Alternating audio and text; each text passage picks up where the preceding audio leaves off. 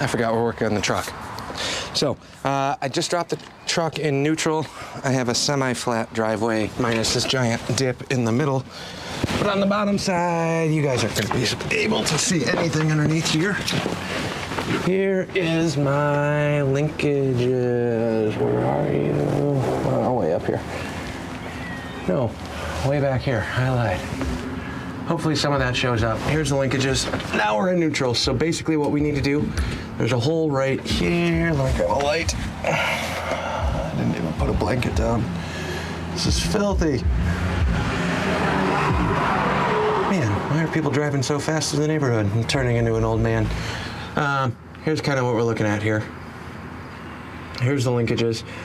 These two linkage arms go down. If you see that hole right there, above this nut, that's where those need to be. So what I'm going to do is throw a bolt through those. I'm going to loosen up the two cotter pins on the outer linkages here, right there and right here. And then we're going to adjust those out a little bit. Since now it's in neutral, you want to do this in neutral. Do not do this in gear. But now it's in neutral. We're going to throw a 3/8 bolt through those two holes, through both arms, and then pull the cotter pins and then kind of just adjust these. The whole tail end of these shifter rods are threaded, so I'll back these out, make sure they're level going into that, and we'll be back when I'm done. Since underneath the car you guys can't see anything and I don't want to hold a light. I just need to fix this for tomorrow. We'll be back in a minute. A little bit of light here. So now we can kind of see what the linkages are. I disconnected this one over on this side. I don't remember which is which, to be completely honest. But here is our shifter linkage. The other issue I have on this that I haven't addressed in 2 years is the pin that holds the shifter itself. Let's see what we can actually see here. So here's the shifter arm right here. This is connected to the actual shifter that goes up into the car. There's a pin on each side of these. It's like a 1/2 inch round stock that drops into these slots right here. Hopefully you can see that behind there. So here's the shifter. There's basically a 1 inch by 1/2 inch pin on both sides. That pin engages into the gear selector portion, which is these outer forks. Right now the shifter's not where it needs to be. It needs to drop in like so. Then this one on the right hand side is notched as well. That's going to fall into the groove like this. Let's see if I can line these up. Kind of like that. And that's where we want to line this bolt up in neutral. So let me grab a 3/8 long bolt. We'll jam this together, see if we can see anything. This might be a trash video.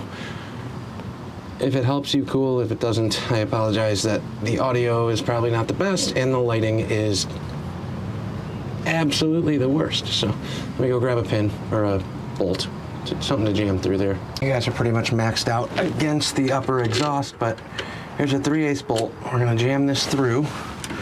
We want to make sure that we're engaging on the shifter here on both sides like so. So now the shifter is wiggling free and the detent's kind of grabbed there. You don't want to actually pinch this together, but on the lower, this shifter shaft linkage needs to drop right in to the hole. So you're going to have some left and right wiggle for your first reverse, and then it goes to the right side. That shifter up top in the cab would go to the right for second and third. This actually doesn't look too bad though, now that this is jammed back where it's supposed to be. And there's a good chance that I just tweaked the alignment when I was tightening this down and cocked one of these outside of its detents where it's supposed to sit. So now, basically what you would do if you were doing a bigger adjustment that I'm not right now. Come on. Now I'm off the groove. Hold on.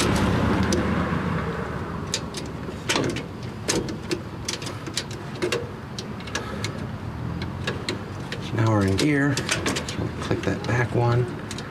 Right there is where we want it. The bolt lines up. Keep the shifter where it's supposed to. It sucks because I got a big heavy truck shifter up top. So that's trying to fight me this whole way too.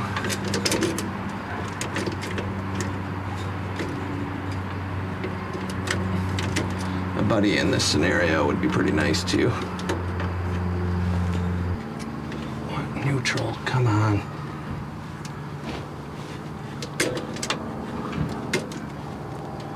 See, this is the issue I ran into before. I clicked it into gear. I'm gonna run back up on top of the car again and make sure that this thing is in neutral. Then I gotta find the cotter pin that I dropped on the ground. So on top of the car, come back up. Okay, now we are in neutral at rest. So, we do not want to touch anything else besides the actual shifter linkage right here. Make sure this finds a happy home. This can drop right back in like so. So that's neutral. I'll bring this in 2 turns on the shifter linkage. Yeah, 1 turn should do. And then on the ground down here, I have the cotter pin here somewhere, hopefully, because I didn't bring my box of cotter pins from the shop. What a pain in the ass. All right, I'm gonna find the cotter pin, slide that back through, and then we're gonna take this for a ride. Cotter pin's back in, linkage is back hooked up. Let's get the hell out from underneath here and take a look up top. I think that should help us quite a bit, but we'll do a quick little lap around the neighborhood. Man, this is the last thing I want to be doing after work, after my gas fiasco. This is how you know you're a hot rod guy, when there's fingerprints on the side of the car.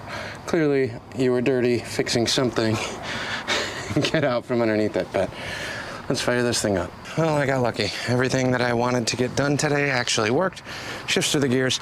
It was a little rough going into second and third.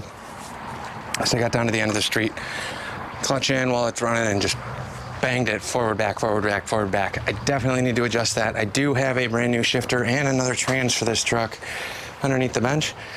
That's a ways out. I can't foresee having to do a trans swap on this anytime this year. Maybe next spring. I don't know. We'll see. I'm gonna run this one until it absolutely grenades, but I do have a brand new shifter set up and another 3-speed trans for this sitting on the shelf. I think I spent a whopping $80 on both, and the trans on that one has no oil leaks that I can tell. Maybe it's just out of oil. There's a good chance of that too, but very clean on the body. It's got its surface rust like all the old cast iron ones, but it looks to be in pretty good shape and shifts really well mechanically through the gears. So worst case, we can get around to that. That's the end of this video.